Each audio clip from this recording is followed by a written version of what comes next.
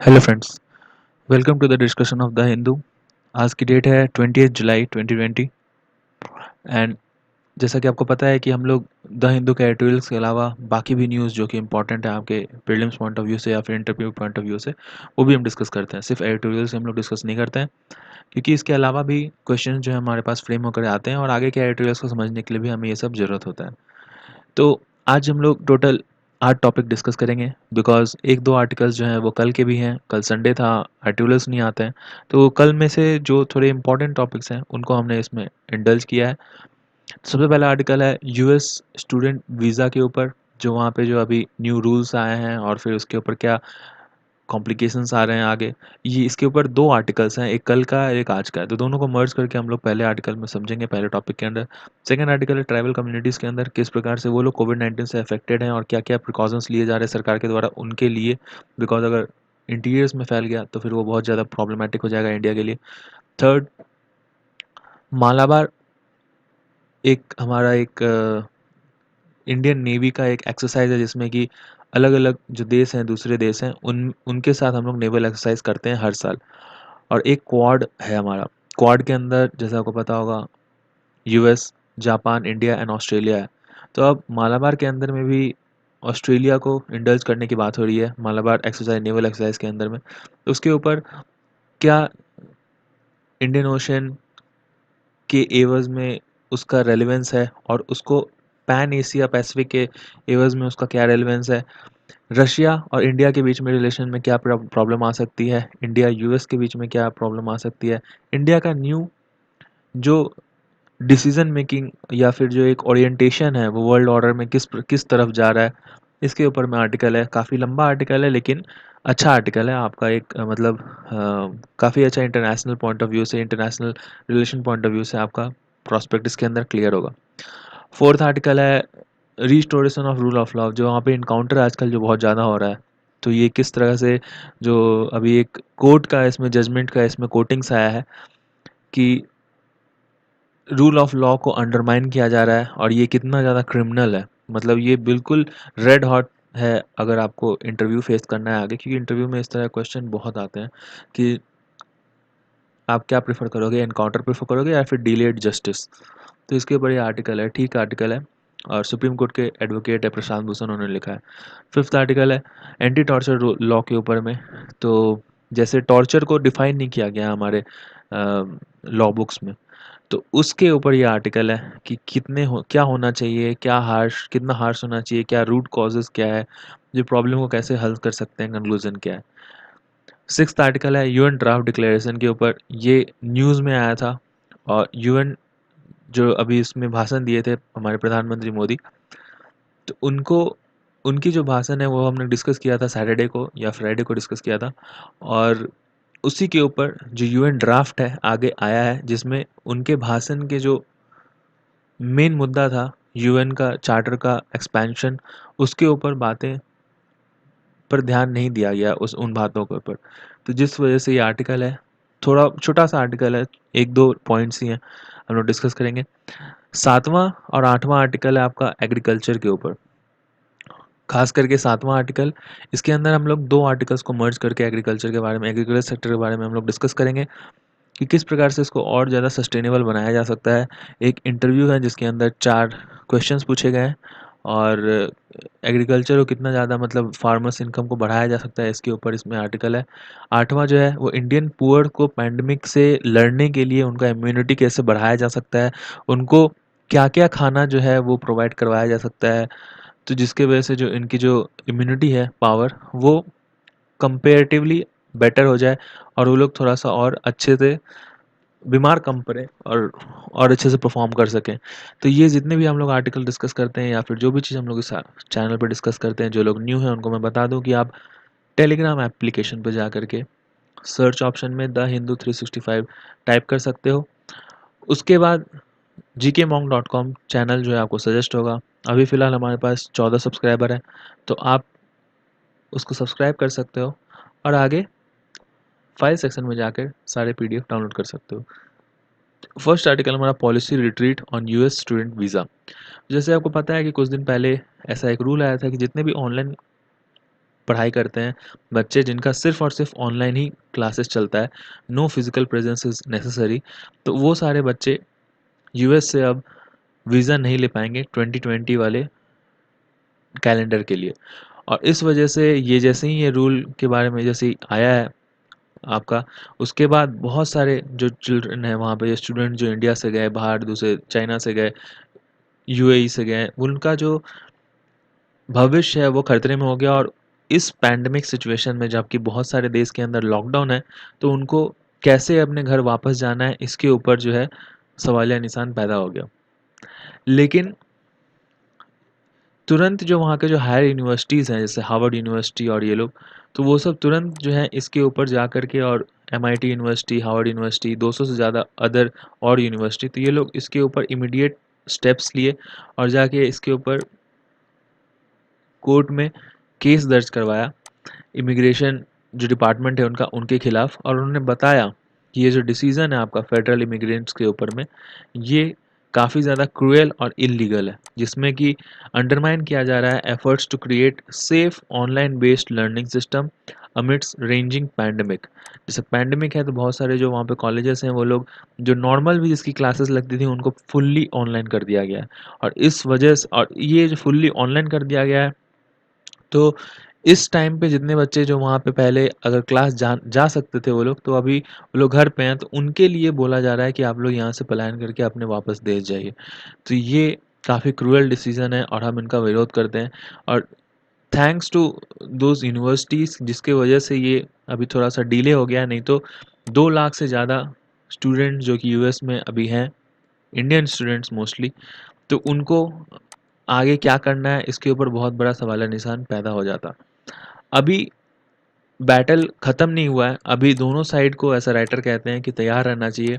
कुछ भी आ सकता है, लीगल डिसीजंस आ गए, और कुछ भी ऐसा भी कहा जा रहा है कि कुछ और रिस्ट्रिक्शंस भी अभी इलेक्शन आने से पहले आ सकते हैं। तो ऐसा क्यों हो रहा है? इतने सारे जो रेंजिंग कंट्रोवर्सीज़ आ रहे हैं और इलेक्शन सीज़न भी अभी आने वाला है।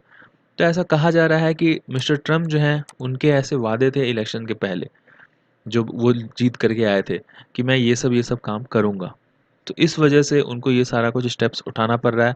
ये भले ही इनके ऊपर उनको शार्प लीगल बैकलैशेस सहना पड़ रहा हो, या फिर बहुत सारे जो मतलब बहुत सारे जो इमिग्रेंट्स हैं उनके खिलाफ वहाँ पे प्रोटेस्ट कर रहे हों, लेकिन फिर भी वो इस सब से पीछे नहीं हट सकते।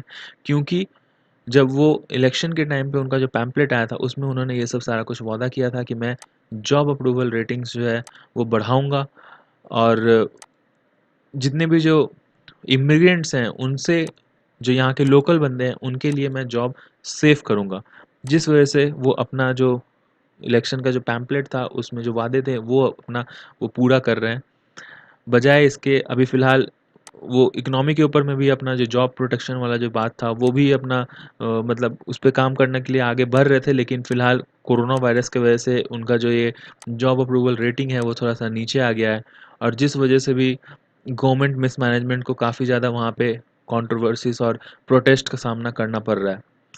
उनको फ़िलहाल राइटर ऐसा कहते हैं कि ध्यान इस पे देना चाहिए, ये सब जो इमिग्रेंट्स पॉलिसी और ये सब जो है, इसके अलावा उनको इस पे ध्यान देना चाहिए कि कैसे करके वो अपनी इकोनॉमी को और थोड़ा-सा सशक्त कर सकते हैं। और ये जो रेशियल टेंशन्स और ये सब की वजह से जो अभी फ़िलहाल कोविड-19 का और ज़्यादा प्रकोप वहाँ बढ़ते जा रहा है यूएसए में, उस चीज़ को कैसे वो कंट्रोल कर सकते हैं।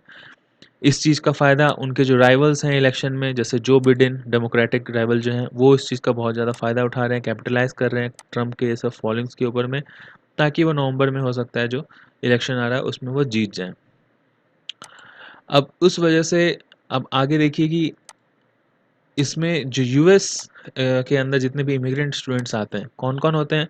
तो करीब-करीब 1.1 मिलियन फॉरेन स्टूडेंट्स आते हैं हर एक साल।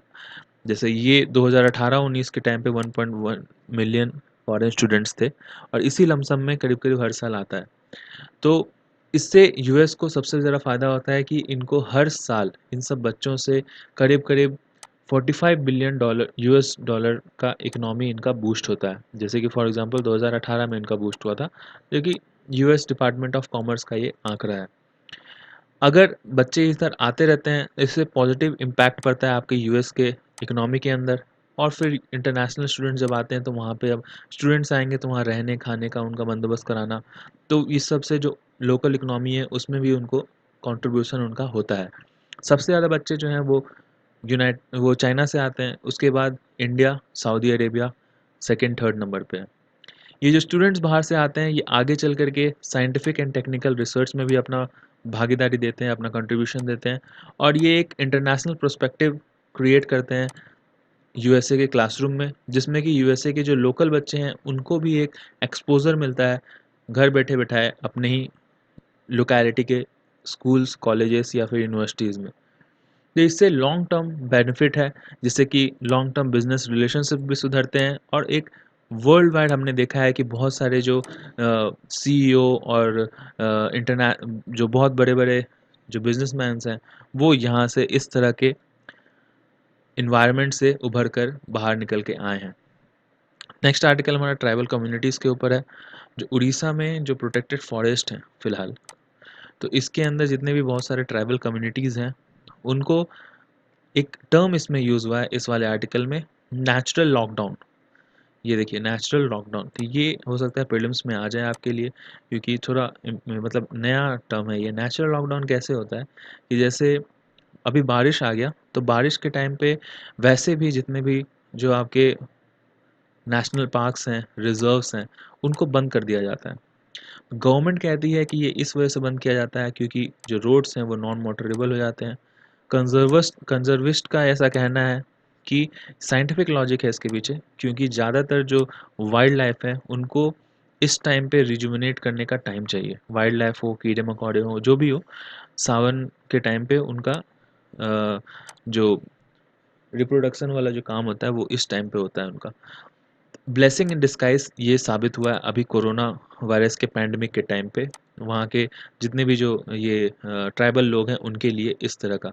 क्योंकि फॉरेस्ट कम्युनिटीज़ को जब लॉकडाउन कर दिया गया उनके फॉरेस्ट के अंदर में ही, तो ट्राइबल हिंटरलैंड के अंदर में मोस्टली पैंडेमिक का कोई भी टच बाहर के लोग जो हैं वहाँ पे जा नहीं पाए। झारखंड में भी बहुत सारे ऐसे ट्राइबल एरियाज़ हैं जहाँ पे अगर उन ट्राइबल एरिया के गाँव के भी अगर लोग बाहर से आ रहे हैं तो उनको गाँव वाले जो हैं वो अंदर नहीं घुसने दे रहे हैं। उनको पहले गाँव के बाहर के जो सरकारी स्कूल है वहाँ पे क्वारंटाइन करके रखा जा रहा है, उसके बाद वो अंदर आ रहे हैं। और इसके वजह से अब उनका खाना-पीना, रहना-सहना कैसे हो रहा है? तो इसके ऊपर वो कहते हैं कि जैसे मानसून सीज़न जैसे ही होता है, तो शिफ्टिंग कल्टीवेशन बहुत ज़्यादा शुरू हो जाता है फॉरेस्ट के अंदर। इसमें ब्रॉडकास्ट सीड जो है वास्ट एरिया में फॉरेस्ट लैंड के छींट दिया जाता है, क्योंकि वैसे ही वहाँ पे हाथी और वो अलग-अलग जंगली जानवर जो वहाँ बहुत चलते हैं, तो उनके पैर से जो है वो सब सारा सीड जो है उसके अंदर अपने आप ज़मीन के अंदर वो जर्मिनेट होने के लिए घुस जाता है और बारिश का पानी की वजह से वहाँ फसल होने लग जाती है। तो और बाहर से जो लोग हैं वो भी नहीं आते हैं इस टाइम पे कि उनको वो छेड़-छाड़ करें या फिर उसको ख़राब करें। तो इस वजह से फॉरेस्ट के मतलब मानसून के टाइम पे फॉरेस्ट के अंदर एक अलग ही इकोसिस्टम क्रिएट हो जाता है। और ये जो एक इनका जो परंपरा हमेशा की तरह चला आ रहा है, इसके बाद अभी जो जैसे सिमलीपाल टाइगर रिज़र्व है, जो कि मयूरभंज डिस्ट्रिक्ट के अंदर आता है, तो इसमें ये चीज़ हम लोग का बहुत ज़्यादा अभी फ़िलहाल जितने ट्राइबल वहाँ पे हैं उनको abundance of foods, vegetable, roots, tubers और फंजाई जो कुछ वो लोग खाते हैं, कुछ-कुछ फंजाई जैसे कि मशरूम ये सब है, तो वो सब उनको फॉरेस्ट में ही मिल जाता है और उसमें से 228 न्यूट्रिएंट फूड आइटम जो है वो सिमलीपाल जो फॉरेस्ट है उसके अंदर अलोन उनको मिल जाता है और उसमें से आधा से ज़्यादा ये जो 228 में से आधा से ज़्यादा जो है वो अकेले मानसून में ही पैदा किया जाता है। सिमलीपाल कहाँ है ये आप देख सकते हो, उड़ीसा ये हमारा स्टेट है, उड़ीसा के अंदर ईस्टर्न घाट्स के अंदर आता है और उड़ीसा के अंदर जो नॉर्दर्न एरिया है आपका, वहाँ Similipal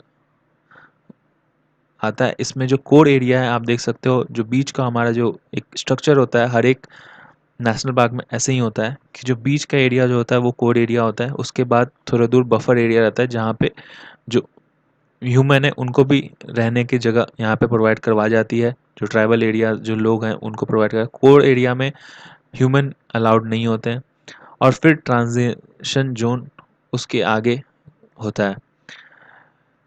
according to study bye देवल देव, वो कहते हैं, ये साइंटिस्ट है आपके food consumed indigenous forest house hold के, वो कहते हैं कि रायगढ़ डिस्ट्रिक्ट के अंदर जो लोग हैं वो लोग 12% से 24.4% एनुअली जंगली फूड फ्रूट्स या फिर फूड जो होते हैं वो सब वो लोग ज़्यादा कंज्यूम करते हैं। और इसके अंदर वैसे देखा जाए तो मैक्रो न्यूट्रिएंट्स में एनर्जी कंटेंट भी बहुत ज़्यादा होता है।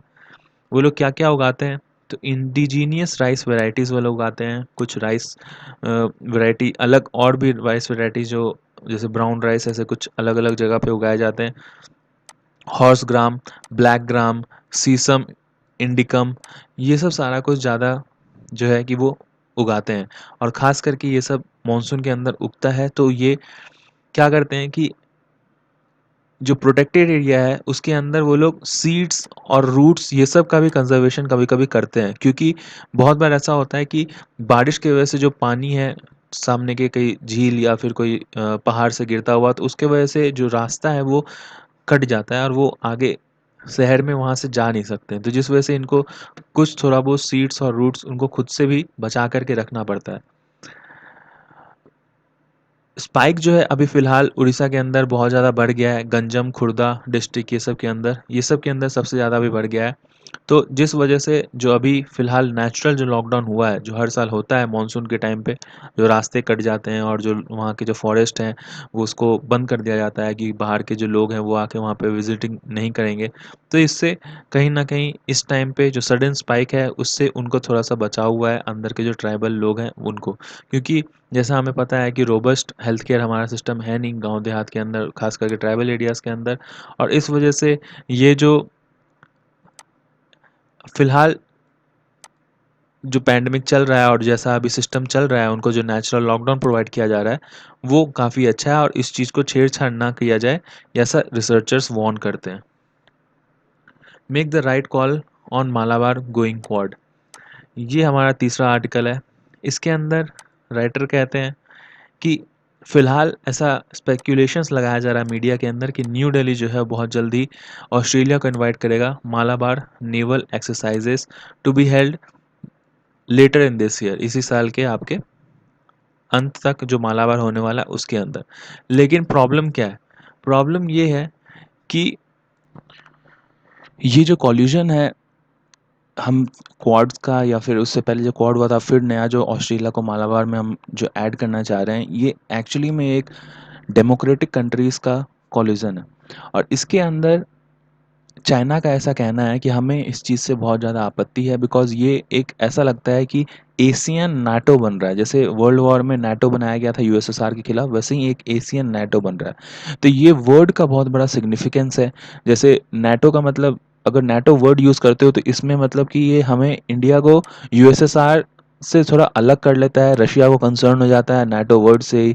और चूँकि ये जो एंटी रशियन कंट्रीज़ नहीं हैं, ऑस्ट्रेलिया, जापान, यूएसए, तो इसके साथ में जब हम कोलैबोरेट करते हैं आगे, तो उसमें हमारा जो इंटरेस्ट है यूएसएसआर से थोड़ा दूर जाता है, जिस वजह से इंडिया के लिए कंसर्निंग हो जाता है कि एक तो चाइना जो हमारा पड़ोसी देश है उसके साथ आगे हो सकता है कि जब हम लोग वहाँ पे अभी कॉम्पेंसेटरी स्टेटमेंट चल रहा है आपके लद्दाख के पास में, उसके बाद यहाँ पे इस तरह का कोलैबोरेशन की वजह से हो सकता है हमारे लद्दाख स्टैंड ऑफ का जो नेगोशिएशन चल रहा है उसके ऊपर कुछ असर पड़ जाए, और दूसरा यूएसएसआर जो रशिया है, रशिया के साथ कहीं हमारा कुछ प्रॉब्लम ना क्रिएट हो जाए। लेकिन इसके बाद भी जो हार्श रियलिटी ये है वो कि बीजिंग के ऊपर आप भरोसा नहीं रख सकते, और फिलहाल चूंकि रशिया के पास और कोई ऑप्शन नहीं है बीजिंग और इंडिया के अलावा, बिकॉज यूरोप में वो ट्रांजेक्शन उतना कर नहीं सकता है सैंक्शंस के वजह से, और यूएसए के साथ उसकी वैसे ही प्रॉब्लम शुरू से है। तो लॉन्ग टर्म में भी आप देखिए कि रशिया चाइना के खिलाफ ज़्यादा एक्शन ले नहीं सकता है, तो हमें रिलाई ज़्यादातर यूएस और उसके अलाइन कंट्रीज़ के साथ ही करना पड़ेगा। अब इसके अंदर में इंडिया के जो डिसीजन मेकर्स हैं उनको थोड़ा ज़्यादा कॉशियस इसलिए रहना पड़ने की ज़रूरत है, क्योंकि आप देखिए कि एक तो हमारा ईस्टर्न लद्दाख वाला मैटर है कि अभी चाइना के साथ चल रहा है। अगर हम लोग यहाँ पे ज़्यादा कुछ करते हैं तो चाइना इंडिया कॉन्फ्लिक्ट आपका इंडियन ओशियन में भी शुरू हो सकता है। इंडियन ओशियन में फ़िलहाल तो इंडिया के जो कमांड है वो बहुत बढ़िया है। अब देखिए ये मैप के अंदर में हम लोग म्यांमार के अंदर हमारा बेस है, थाईलैंड के अंदर है, मलेशिया से हमारा जो है एयर फ़ोर्स के साथ हमारा कोऑपरेशन है, वहाँ हम लोग एयर फ़ोर्स अपना उतार सकते हैं। सिंगापुर में हमारा कोऑपरेशन है, वहाँ के जो एयर फ़ोर्स पायलट हैं वो भी हमारे यहाँ बैंगलोर में ट्रेनिंग लेते हैं, तो वहाँ पे भी हमारा थोड़ा कोऑपरेशन है उनके साथ। इंडोनेशियाज़ में भी हमारा जो है कि जेट्स जो है हमारा वहाँ पे उतर सकता है, वैसा हमारा उसके पास परमिशन है। ऑस्ट्रेलिया के साथ हमारा जो है क्वाड रिलेशनशिप है, और उसके बाद अभी हम लोग मालाबार में जो है अगर हम लोग उनके साथ कोऑपरेशन कर लेते हैं तो फिर थोड़ा-सा और हमारा सिक्योरिटी और सर्विलेंस का जो स्ट्रेंथ है वो बढ़ जाएगा। श्रीलंका के अंदर हम लोग कोलंबो यूज़ कर सकते हैं फ़िलहाल के लिए, और पेट्रोलिंग बोट्स जो है श्रीलंका की वो भी हम लोग वहाँ पे उनके कंट्रीज़ के साथ यूज़ कर सकते हैं, ऐसा हमारे पास कोऑपरेशन है। मालदीव्स में हमारे नेवल बेसेस हैं, वहाँ पे कंटिन्यूअसली हम लोग वहाँ पे हमारा naval base at any time available रहता है। मालदीव का अपना थोड़ा कम है सिक्योरिटी, जिस वजह से हम लोग से वो ज़्यादा यूज़ करता है। फिर डिएगो ग्रेसिया जो यहाँ पे इस जगह पे आइलैंड है, वो आपको जैसे पता होगा पहले यूके का था, फिर उसके बाद उसको ट्रांसफ़र कर दिया गया यूएसए के पास। वहाँ पे भी हम लोग को परमिशन है नेवल बेसेस रखने का। इधर मैडागास्कर, फिर आपका मॉरिशियस आइलैंड जो है, फिर उसके बाद सियाचल आइलैंड, ये सब जगह पे जो है हम लोग के इंडियन नेवल के लिए बेसेस रखने के लिए परमिशंस है। तो जिस वजह से इंडिया का इस जगह पे काफ़ी अच्छा इंडियन ओशन के अंदर में काफ़ी अच्छा एक होल्ड हो जाता है। लेकिन सबसे बड़ी बात ये है, जो हम लोग को सोचने की बात है कि अगर इंडिया क्वाड में मिलिट्री ग्रुप में शामिल होता है, तो इसके सिर्फ़ स्ट्रैटेजिक रैशनल के अलावा उसके अलावा भी बहुत कुछ हमें ध्यान रखने की ज़रूरत है कि इंडियन ओशन के अंदर अगर इंडिया, जापान और यूएसए के साथ में जाता है, तो उनको क्या वो दोनों कंट्री अपनी टेक्नोलॉजी भी ट्रांसफ़र करने के लिए रेडी है इंडिया के साथ? बिकॉज़ ऐसा फ़िलहाल देखा जाता है कि इंडिया के पास अभी फ़िलहाल एयरबोर्न सर्विलेंस तो है, ऊपर-ऊपर से हवा से तो वो सर्विलेंस कर सकता है, कुछ एक ऐसे हेलीकॉप्टर्स भी हैं हमारे पास, चिनूक हेलीकॉप्टर जो है। तो इन सब से क्या होता है कि हम लोग सोनार वायर्स के थ्रू लगा लटका कर और ओशन के अंदर लगा कर के हम लोग उसमें डिटेक्ट कर सकते हैं कि आसपास अगर सबमरीन है तो क्या। लेकिन अंदर-अंदर से कोई शिप हो या फिर सबमरीन हो, वो और बाकी सारे सबमरीन्स को डिटेक्ट कर सके, इतना अच्छा अभी हमारे पास कोई एक सर्विलांस वाली टेक्निक नहीं है अंडर वाटर के लिए इंडियन नेवी के पास। तो वो सब टेक्नोलॉजी हमें हम लोग को डेवलप करने की ज़रूरत है, और यूएस कंपनीज़, डिफेंस कंपनीज़ जो हैं, फ़िलहाल अभी थोड़ी बहुत हेज़िटेंट रहती हैं कि हम लोग इस प्रकार के सबमरीन वॉरफेयर टेक्निक जो है वो लोग किसी और को हम लोग दें। तो न्यू दिल्ली को ये चीज़ थोड़ा-सा इंश्योर करना होगा कि मिलिट्री क्वाड हम लोग रेडी तो करें, मतलब स्टेप अप हो जाएँ, लेकिन उसके बाद कहीं वो लोग अगर टेक्नोलॉजी ट्रांसफ़र पोटेंशियल में थोड़ा-सा अगर वो कोताही करे, तो ये कोई फिर आगे चल के लॉन्ग टर्म बेनिफिट हमारा होगा नहीं। तो इस वजह से जितने भी जो ऑपरेशंस हैं, उन सब में हमें ये देखना पड़ेगा कि सिर्फ़ मिलिट्री एंगेजमेंट में क्वाड पार्टनर्स के साथ अगर इंडिया अपने आप को ऑपरेशनली सैटिस्फाइड समझता है, तो ये बहुत ज़्यादा प्रीमैच्योर सैटिस्फैक्शन होगा इंडिया के लिए। बिकॉज़ आप देखिए कि चाइना अपना जो नेवल बेसेस है, अपना नेवल प्रेज़ेंस है, वो साउथ चाइना सी में बहुत ज़्यादा रखा है, और इंडियन ओशियन में फ़िलहाल चाइना का जो प्रेज़ेंस है, वो उतना ज़्यादा है नहीं। है चाइना का प्रेज़ेंस, नो डाउट, हमने ऊपर में भी यहाँ पर देखा था, ये जो मैप है वो चाइना का इनिशिएटिव है इंडियन ओशियन के अंदर में। तो आप देखिए कि इंडिया के पास-पास ही, जैसे ईरान में, पाकिस्तान में, फिर आपका ये इधर गल्फ़ कंट्री के पास में एक बार, फिर ये जैसे हमको यहाँ पे हम्बनटोटा पता है, श्रीलंका में उसने अभी हथिया लिया है। फिर इधर बांग्लादेश में हमारा एयर और नेवी दोनों सपोर्ट का यहाँ पे डील्स है। लेकिन चाइना ने भी अब हम यहाँ पे अपना एक बेस बनवा लिया है, फिर म्यांमार में उसके साथ उसकी संधि हो रखी है। तो इधर सब जगह पे जो है कि यहाँ पे इस जगह पे छोड़ कर के यहाँ इंडियन ओशन में उसने आजकल ठीक-ठाक बेसेस बना लिया है। लेकिन फिर भी उतना ज़्यादा बेस नहीं है जितना उसका साउथ चाइना सी में उसका यहाँ पे जो सेंटर है। आप देखिए कि ये यहाँ पे लेजेंड्स है, इसमें जो रेड वाले जितने भी हैं वो सब सारा चाइना का है, और जहाँ ये स्पेशल आइलैंड है, तो ये आपको जैसे पता है कि यहाँ पे चाइना ने आर्टिफ़िशियल आइलैंड बना लिया और अपना नेवल बेस यहाँ पे बना के रखा हुआ है। जिस वजह से ये जो साउथ चाइना सी का जो ये पूरा एरिया है, इसमें आस-पास नेबरिंग कंट्रीज़ को भी वो पूरा थ्रेटन करके रखता है। तो इस वजह से जो यहाँ पे इसका जो प्रेज़ेंस है और इसके लिए जो कॉशन है, बाकी दूसरे यूएसए और जापानीज़ कंट्रीज़ के लिए, वो ज़्यादा कंसर्निंग है। उस वजह से उनका यहाँ पे ज़्यादा ध्यान रहता है, ना कि इस जगह पे। इस जगह पे उनका उतना ज़्यादा ध्यान नहीं रहता, क्योंकि फ़िलहाल ऐसा ये भी ट्रू है कि चाइना का प्रेज़ेंस यहाँ पे रहा है। अंडमान निकोबार में वो लोग आजकल रिसर्च टीम जो है उनका, वो यहाँ पे थोड़ा ज़्यादा आजकल प्रेज़ेंस दिखाती है। लेकिन चाइनीज़ नेवी जो है, प्लान जिसका शॉर्ट फॉर्म है, वो इतना ज़्यादा यहाँ पे एग्रेसिव नहीं हुई है कि इंडिया के साथ में वहाँ पे उनकी प्रॉब्लम या फिर आगे वॉर लाइक सिचुएशन हो जाए। तो जिस वजह से ऐसा राइटर कहते हैं कि देखिए, आगे चल कर के ओकेजनली जो यूएसए और क्वाड ग्रुप जो है वो यहाँ पर इंडिया के साथ कभी-कभी बे ऑफ बंगाल में या फिर इंडियन ओशन में एक्सरसाइज कर सकती है नेवल की। लेकिन जो लॉन्ग टर्म में उनका जो ऐसा जो इंटरेस्ट है वो यहाँ पे इंडियन ओशन के लिए नहीं है। उनका जो लॉन्ग टर्म इंटरेस्ट है वो उनका यहाँ पे साउथ चाइना सी में है। और ये भी कारण है कि यहाँ पे जापान है कंट्री उनका, और भी बहुत सारे फिलीपीन, ये सब अलाई कंट्रीज़ है यूएसए की। और यहाँ पे उतना ज़्यादा अलाई कंट्रीज़ है नहीं, सिवाय एक डियागो ग्रेसिया जो यहाँ पे उनका जो एक आइलैंड है उसके अलावा। तो जिस वजह से उनको ऐसा लगता है कि जैसे जो राइटर है उनको ऐसा लगता है कि ऑस्ट्रेलिया इसके अलावा हम लोग के लिए बहुत अच्छा एक एक फ्रेंड हो सकता है, जिसका जो स्ट्रेट कंसर्न्स है वो इंडियन ओशन के साथ है। उसको अगर इंडियन ओशन में कुछ प्रॉब्लम होता है तो वो ऑस्ट्रेलिया अपने ऊपर देखेगा, क्योंकि ऑस्ट्रेलिया एक तो पास में भी है, और उसका जो ये है कि उसका जो जो उसका बाउंड्री है इसके बाद यहाँ पे अलावा और किसी का नहीं है। तो अगर इसमें प्रॉब्लम होता है तो ऑस्ट्रेलिया कंट्री में प्रॉब्लम होगा।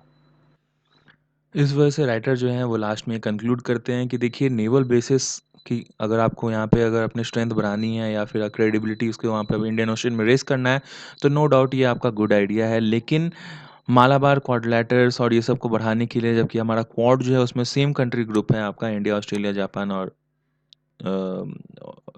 जापान और यूएसए। लेकिन मालाबार में भी सेम ही अगर ग्रुप आप कंटिन्यू मतलब फिर से रिपीट करना चाहते हो तो ठीक है, ये आपकी मर्ज़ी। लेकिन ये कोई बैड आइडिया नहीं है कि ऑस्ट्रेलिया को आप मालाबार में सम्मिलित करो। लेकिन इसके साथ ये भी इंडिया को ध्यान देना है कि पॉलिटिकली सेंसिबल प्लान्स के अलावा ऑपरेशनली सेंसिबल प्लान्स भी हमारे पास होने चाहिए, क्यों? बिकॉज़ उनके जो एडवांस टेक्नोलॉजीज़ हैं उनके साथ मैच करने के लिए लॉन्ग टर्म में हो देखिए या फिर शॉर्ट टर्म में देखिए, इंडिया अभी इनएफिशिएंट है। तो इस वजह से हमें अपग्रेडेशन की बहुत ज़्यादा ज़रूरत है। नेक्स्ट आर्टिकल हमारा, a chance to restore the rule of law. तो ये रूल ऑफ लॉ जो अभी एक्स्ट्रा जुडिशियल किलिंग हुई थी आपके विकास दुबे वाली, तो उसके वेक में ही जो है कि ये जुडिशरी के की तरफ से जो कुछ बयान आया है, कोट्स आए हैं, तो उसके ऊपर प्रशांत भूषण ने ये आर्टिकल लिखा है। उनका ऐसा कहना है कि डेमोक्रेसी के अंदर में जुडिशरी का जो रोल है वो कभी भी अंडरमाइन नहीं करना चाहिए, और ये जो जितने भी जो ये जो इनिशिएटिव्स होते हैं आपके एनकाउंटरिंग के, वो एक्चुअली में ये एक क्रिमिनल इनिशिएटिव है, और इसके अंदर कभी भी डेमोक्रेसी के अंदर इस चीज़ को ज़्यादा प्रोत्साहित नहीं करना चाहिए। क्योंकि कुछ ऐसे टर्म्स हैं इसके अंदर, जो दुबे वाली किलिंग थी उसके अंदर 5-6 ऐसे टर्म्स हैं जिसके ऊपर काफ़ी ज़्यादा संदेशात्मक सवाल उठ रहे हैं, और सबको ऐसा यकीन है कि ये एनकाउंटर अपनी सेल्फ डिफेंस के लिए नहीं किया गया। ये एक्चुअली में एक एक्स्ट्रा जुडिशियल किलिंग है, क्योंकि जो कि यूपी पुलिस के द्वारा कहा जा रहा है कि ये हमारे सेल्फ डिफेंस में ये चीज़ कहा गया था। क्यों? क्योंकि इसके 5-6 कारण हैं। पहला कि दुबे जो है वो सरेंडर किया था मध्य प्रदेश में, तो वो भागेगा क्यों? और वो भागेगा तब जबकि 2 दर्जन पुलिस ऑफ़िसर सिर्फ़ अकेले उसको निहत्थे लेकर के जा रहे हैं, और वो खुला फ़ील्ड में भाग रहा है। कहीं ऐसा नहीं कि अगर कोई भागना भी होता है तो चकमा देकर के भागता है, ऐसे खुला फ़ील्ड में क्यों भागेगा जब उसको पता है कि पीछे जो पुलिस है उनके पास, सबके पास हथियार है। थर्ड, जो मीडिया वैन जो उनके कन्वे को, जो पुलिस की जो कन्वे थी उज्जैन से जो वापस जा रहे थे यूपी, तो उसको साथ-साथ उसके जा रही थी, लेकिन उसको पहले ही रोक दिया गया, तो उनको क्यों रोक दिया गया? फोर्थ, कि जो क्रिमिनल है, उसको हैंड्सकप आपने क्यों नहीं किया? जिसके ऊपर 60 से ज़्यादा केसेस थे, उनको आप हथकड़ी लगा के क्यों नहीं लेके जा रहे थे? अगर वो हथकड़ी लगा के जा रहा था, तो उसको खोला कौन कि वो उसको इतना मौका मिल गया कि वो हथियार छीन करके भाग रहा था? और उसके बाद लास्ट में कि वो जब दौड़ रहा था आगे, तो वो रिवर्स में तो नहीं दौड़ रहा होगा कि उसके छाती में उसके गोली लग गया। अगर कोई रिवर्स में दौड़े तभी तो छाती में, नहीं तो पीठ में लगेगा। तो ये कुछ सवाल हैं, और इसके लास्ट में ये भी वो कहते हैं कि अगर कभी भी मुठभेड़ होती है तो थोड़े बहुत कपड़ा गंदा होता है, क्योंकि उस समय वैसे भी बारिश हो रहा था, और अगर बारिश नहीं भी हुआ होगा तो खेत है तो वहाँ पे तो वैसी मिट्टी गीली रहती है, तो उसमें लेकिन उसके शरीर में कहीं पे भी कुछ दाग वाग नहीं था, ऐसे कुछ भी प्रॉब्लम, ऐसा कुछ भी, सब पूरा कपड़ा सब साफ था। और उसका जो मास्क है कोविड-19 का वो भी ऑन था। और शायद उसको ऐसा लगा होगा कि मर भी जाऊंगा तो क्या पता मुझे कोविड-19 हो जाए। तो इस वजह से उनको ये लगता है कि ये चीज़ जो क्लियर प्रूव है कि ये एक्स्ट्रा जुडिशियल किलिंग है। और ये एक्स्ट्रा जुडिशियल किलिंग अब ये आते हैं कि ये इसके अलावा ये एक सिर्फ एग्जांपल था एक्स्ट्रा जुडिशियल किलिंग के ऊपर, जो आर्टिकल है उसके ऊपर ये आते हैं। वो कहते हैं कि ये एक्स्ट्रा जुडिशियल किलिंग कोई एक नया बात नहीं है। 2017 में एक स्टेटमेंट आया था यूपी सरकार के जो चीफ मिनिस्टर है योगी आदित्यनाथ, उनका ऐसा था कि अगर अपराध करेंगे तो ठोक दिए जाएंगे। तो इसके बाद ठोकी राज जो वर्ड है वो बहुत ज़्यादा प्रचलन में था। आप एग्जामिनेशन में लिखोगे अगर ठोकी राज के बारे में, आप ठोकी राज वर्ड लिख सकते हो। इससे पहले भी बहुत बार एग्जामिनेशन जो यूपीएससी और यूपीपीसीएस है सब भी ये सब वर्ड यूज़ करता है अपने क्वेश्चन के अंदर में। लेकिन आपको UP chief minister Yogi Adityanath नहीं लिखना है, आपको लिखना है कि higher officials in their statement recently told that ठोकी राज अबाउट ठोकीराज सिस्टम, ऐसे करके लिख सकते हो आप। तो ये चीज़ ठोकीराज के बारे में यूपी जो चीफ मिनिस्टर हैं उन्होंने पहले ही कहा था कि अगर अपराध करेंगे तो ठोक दिए जाएंगे। उसके बाद से आप देखिए कि ये ठोकीराज वाला सिस्टम चल रहा था, आप इतने ही कड़ाई के ऊपर चल रहे थे, तो फिर भी ऐसा क्यों हुआ कि जो दुबे है आपके राज्य के अंदर भी उसके पास उसके ऊपर इतने सारे केसेस और बढ़ते गए, ऐसे नहीं कि कम हो गया या पकड़ा गया, वो और बढ़ते गए। तो ऐसा भी अटकलें लगाया जा रहा है कि उसको एनकाउंटर के पीछे में ये था कि वो हो सकता है अगर केस उसके ऊपर चलता है तो बहुत सारे जो ऑफिशियल्स हैं आपके गवर्नमेंट में इन्वॉल्व, जो मंत्री-वंत्री हैं, कोई उसके पीछे जो है, वो लोग भी उसमें फँस सकते थे। तो जिस वजह से इनका एनकाउंटर हो गया। और सबसे दयनीय बात ये है कि इंडिया के अंदर अब एनकाउंटर, मॉब लिंचिंग ये सब जब हो रहा है तो उसको लोग एप्रिशिएट कर रहे हैं, उसको अपलॉड कर रहे हैं। दुबे जो है, और इसकी वजह से जो जस्टिस इन द स्टेट है उसका कितना ज़्यादा अंडरमाइन किया जा रहा है, उन उसका कोई वैल्यू नहीं रह गया अब उतने ज़्यादा लोगों की नज़र में।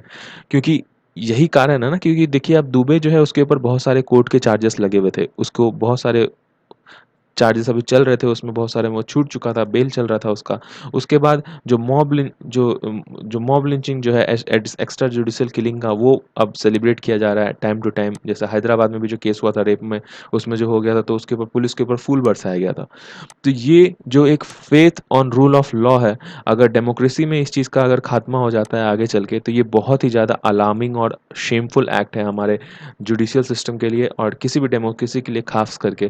क्योंकि डेमोक्रेसी के अंदर जो गवर्नमेंट है वो रूल ऑफ लॉ के लिए, लॉ के साथ चलना चाहिए और यही चीज़ जो है उसको आगे गवर्न करना चाहिए। तो ये एक फाइनल अलार्म है हमारे जुडिशियरी के लिए कि इस प्रकार के जो प्रोब्स हैं, उन सब को वो नहीं होना चाहिए। जुडिशरी पहले भी 2014 में एक केस में कह चुकी है, civil liberties versus state of Maharashtra में, कि जो एनकाउंटर है, एनकाउंटर की जो फिलॉसफी है, वो क्रिमिनल अपने आप में ही है। बिकॉज़ ये credibility of rule of law को अंडरमाइन करती है, उसको वो समझती है, रूल ऑफ लॉ का वैल्यू नहीं समझती है। तो जिस वजह से कोर्ट ने कुछ गाइडलाइंस दिए थे, ये बहुत इंपॉर्टेंट है, रेड हॉट है, हो सकता है एग्ज़ामिनेशन में आ जाए आपके, तो ये चारों गाइडलाइन और ये जो एक जो कोर्ट का जो ये डायलॉग है, उसके साथ-साथ कौन-सा कोर्ट जजमेंट में ये डायलॉग बोला गया था, ये इम्पोर्टेंट हो जाता है।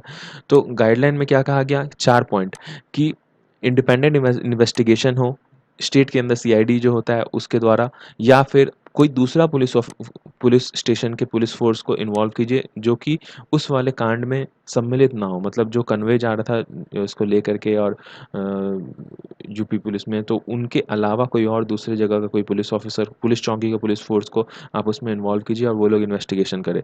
और ये जो इन्वेस्टिगेशन का जो हेड करेगा जो, तो वो ऐसा ऑफिसर होना चाहिए, रैंक होना चाहिए उसका, जो कि आपके उस वाले जो हत्या जो भी आपकी एक्स्ट्राजुडिशियल किलिंग है, उसमें जितने पुलिस ऑफिसर, मान लीजिए अगर अगर एसपी तक उसमें इन्वॉल्व है, इसके अंदर आईजी रैंक के ऑफिसर्स इसके अंदर इन्वॉल्व होने चाहिए, ऐसा होना चाहिए। तो इस और ये जो पूरा जो इंक्वायरी है वो आपका मजिस्ट्रेट इंक्वायरीज़ के साथ-साथ में हो under section 176 of CrPC, code of criminal procedure. तब जाके ये हम समझेंगे, ये जो गाइडलाइन है वो आपके नेशनल ह्यूमन राइट कमीशन और सुप्रीम कोर्ट के द्वारा जारी किए गए थे। लेकिन ऐसा देखा जा रहा है कि यूपी जो है वो इस गाइडलाइन को बिल्कुल भी फॉलो नहीं कर रहा है, क्योंकि एक रिपोर्ट आया था आपका CAH द्वारा, सिटीजन अगेंस्ट हेट, तो उसके द्वारा ऐसा कहा गया है कि ये चीज़ का बिल्कुल भी मतलब पालन नहीं हो रहा है। और एक्स्ट्रा जुडिशल जो एग्जीक्यूशन है यूपी, उत्तर प्रदेश, हरियाणा में, जो कि फिलहाल को मार्च 2007 के बाद में लिया गया है, 16 से ज़्यादा ऐसे लिए गए हैं, जिसमें 16 में से 11 जो ऐसे केसेस हैं उसके अंदर जो एफआईआर जो दर्ज किया गया है उसमें बिल्कुल हूबहू लगता है कि फोटोकॉपी किया हुआ है। हर एक वर्ड, हर एक सीक्वेंस, हर कुछ बिल्कुल सेम है, सिर्फ नाम जो है कैंडिडेट के वो अलग बदल गए हैं, फोटोग्राफ जो उसमें अटैच थे वो सब सिर्फ बदल गए हैं। तो इसके अंदर और उसके बाद भी फिर जो प्रोसीड्यूर है वो चीज़ फॉलो नहीं किया जा रहा है। जैसे फॉर एग्जांपल जो किलिंग है उसमें सीआईडी इन्वेस्टिगेशन उतना ज़्यादा ट्रांसफ़र नहीं हो रहा है। किसी में भी सीआईडी 16 में से किसी में भी सीआईडी इन्वेस्टिगेशन ट्रांसफ़र नहीं किया गया। उसके बाद जो फाइनल रिपोर्ट है आपका सेक्शन 163 73 ऑफ सीआरपीसी सबमिशन, तो उसके अंदर जो पोस्टमार्टम रिपोर्ट है जो या फिर फॉरेंसिक रिपोर्ट है उस चीज़ को अटैच नहीं किया मजिस्ट्रेट के पास, कोई भी उसको सबमिट नहीं किया गया। उसके बाद जो फैमिली मेंबर्स है 11 आउट ऑफ 16 केसेस में, उसमें फैमिली मेंबर्स के साथ का मजिस्ट्रेट इंक्वायरी में कुछ सम्मिलन नहीं है, उनको पता ही नहीं है फैमिली में कुछ मजिस्ट्रेट इंक्वायरी चल भी रही है, क्योंकि उनका ना कोई कोई इंटरव्यू लिया, ना कोई स्टेटमेंट रिकॉर्ड किया गया, कुछ भी नहीं किया, मतलब बिल्कुल रफा दफा कर दिया गया। तो आगे वे फॉरवर्ड ये कहते हैं कि देखिए एनएचआरसी और सुप्रीम कोर्ट के गाइडलाइन को फिर से रिफॉर्म या फिर रिवोक करने की बहुत ज़्यादा ज़रूरत है, क्योंकि इस टाइम पे अगर नहीं करोगे तो ये चीज़ अब बिल्कुल अब ऐसा सिचुएशन आ गया है कि जब जनता भी उस चीज़ को सपोर्ट करने लग गई है और इस चीज़ को अप्रिसिएट कर रहा है, सब लोग उसका पूरा सेलिब्रेट कर रहा है, तो आगे हो सकता है ये कोई न्याय संगत चीज़ को भी पुलिस उसके अंदर आपका एनकाउंटर कर करके और फिर उसके बाद उसमें ऐसे फर्जी जो एक एफआईआर या फिर रिपोर्ट है वो चीज़ को बना करके और फिर डिक्टेटरशिप वाला सीन चालू हो जाएगा अलग अलग स्टेट गवर्नमेंट के द्वारा, क्योंकि जो स्टेट पुलिस होती है वो तो उसके अंदर ही होती है। तो इस चीज़ की वजह से जो एक इंडिपेंडेंट और फेयर जजमेंट कर सके वैसी एक इन्वेस्टिगेशन कमेटी बनाने की ज़रूरत है। राइटर ऐसा कहते हैं कि मेरे हिसाब से तो जो एनएचआरसी है उनको खुद एक इन्वेस्टिगेशन आर्म देना चाहिए, जिनको ये चीज़ होना चाहिए कि भाई मैं खुद से इन सब चीज़ को इनकाउंटर जितने भी हो, जुडिशियल कस्टोडियल डेथ जितने भी हों, उन सब का मैं खुद से इन्वेस्टिगेशन कर सकूँ और जो लोग इसमें इन्वॉल्व है पुलिस को उनको सख्त से सख्त उनके ऊपर कार्रवाई हो सके। इसके अलावा ये भी कहते हैं कि जो सीबीआई है उनको इन्वेस्टिगेशन का और भी ज़्यादा इंडिपेंडेंट एक ऑटोनॉमी होना चाहिए। और फिलहाल ये जो दुबे वाली जो किलिंग है उसके अंदर जो एक एसआईटी दर्ज मतलब एक एसआईटी का कॉन्स्टिट्यूट किया गया है यूपी गवर्नमेंट के द्वारा इसको प्रूव करने के लिए, तो उसके अंदर रिटायर्ड जज और ये लोग सबको इन्वॉल्व करके इसके अंदर प्रूव करवाना चाहिए, इन्वेस्टिगेट करवाना चाहिए, ना कि जो अभी फ़िलहाल जो मेंबर्स हैं। अभी फ़िलहाल जो वहाँ पे उसमें जो इन्वॉल्व हैं, एक जो पुलिस जो एक पुलिस जो उसके अंदर इन्वॉल्व्ड है और जो हेड कर रहे हैं उस चीज़ को, वो खुद उनके ऊपर केस चल रहा था बहुत दिन पहले इस तरह का एनकाउंटर का। तो जो खुद इस चीज़ को एनकाउंटर और रूल ऑफ लॉ को नहीं मानते हैं ढंग से, तो वो इस चीज़ में क्या ट्रांसपेरेंट एक अच्छा लेकर के मतलब एक अच्छा जजमेंट लेकर के या फिर एक अच्छा जो रिपोर्ट है वो न्याय संगत रिपोर्ट लेकर के आएँगे, हम ऐसा कैसे उसके ऊपर विश्वास कर लें। नेक्स्ट आर्टिकल हमारा why A separate anti torture law के ऊपर है। चूँकि अभी थोड़ा-सा वीडियो का लेंथ बढ़ गया है तो मैं अभी इसके बाद में वीडियो बना कर के इसमें अपलोड कर दूँगा। अभी 2-3 ऐसे एग्रीकल्चर और ये टॉर्चर के ऊपर आपका बच गया है आर्टिकल। और एक जो यूएन कमीशन का रिपोर्ट आया था जिसमें हमारे प्रधानमंत्री का जो उन्होंने कहा था रिफॉर्म लाने के लिए उसको अंडरमाइन कर दिया गया, इसके ऊपर रिपोर्ट है।